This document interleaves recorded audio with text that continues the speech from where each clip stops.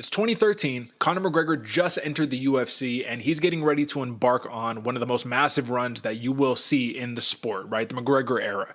He beat a guy via decision named Max Holloway, who's going to be headlining this weekend at UFC 308. Now, the reason that I'm framing this up is because before we assess this weekend's title fight, Ilia Topuria versus Max Holloway, I think we need to take a step back and look at what transpired almost a decade ago and the lead up to that to really understand what we're going to be dealing with this weekend.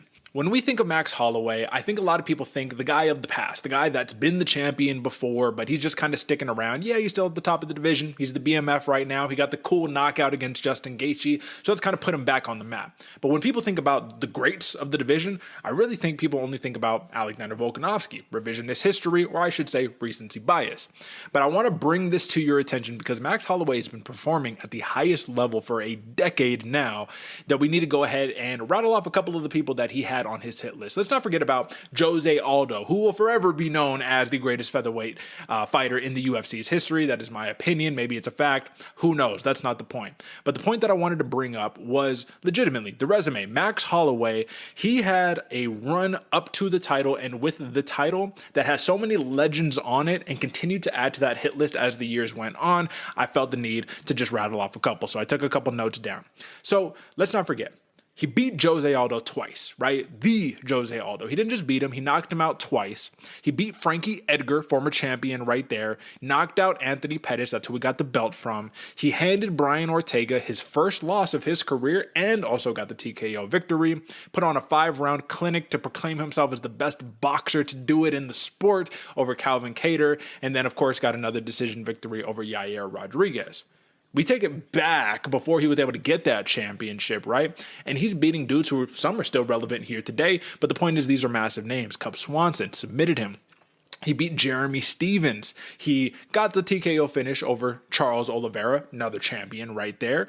He got a knockout victory over Clay Collard, kind of a journeyman in the PFL, but it's still a big name. And then finally, he got the submission over Andre Touchy-Feely. This is throughout the course of his career. The man has shown us time and time again that he's the real deal. In his last 23 fights, he's only lost 4 fights. 3 of them to Alexander Volkanovski, and then the other fight that I have in question right here was a loss when he went up a weight class up to 155 pounds for the first time, and he lost against the Diamond Dustin Poirier.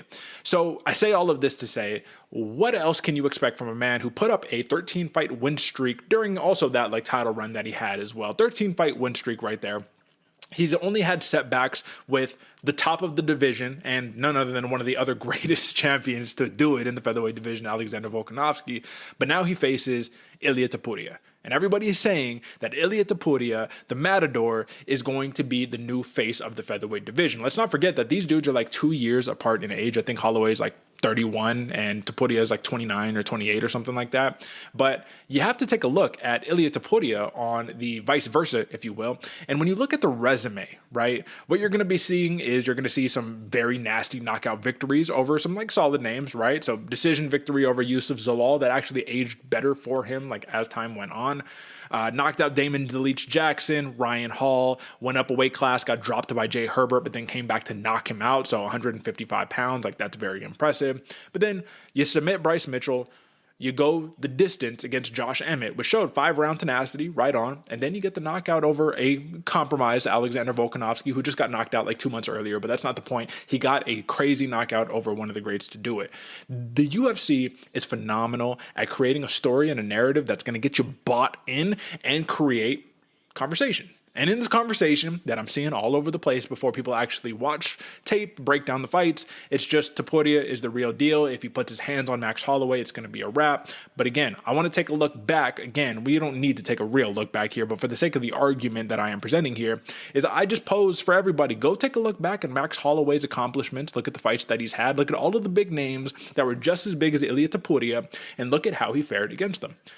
He doesn't really come up short very often, and that's why this weekend is going to be a very fascinating matchup right here, because you truly do have 2 very, very unique two different styles. And Topuria can do it all. He can grapple, he can strike. Holloway, he can also grapple, right? But not to the same level of proficiency. He can strike with the best of them. Like I said, he already proclaimed himself as one of the best boxers to do it in the sport. But this is why this sport is amazing. It's because every time when you got big fight feels like you do at UFC 308, you don't know what to believe. And it all comes down to gut and emotion.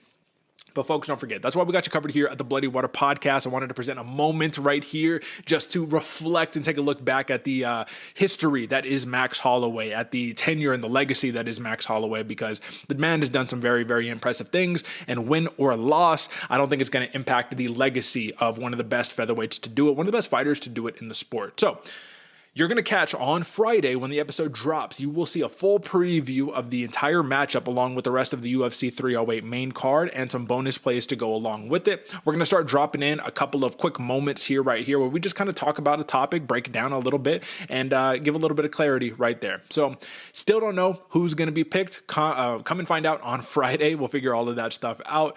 And until then, folks, catch you on the flip. Peace.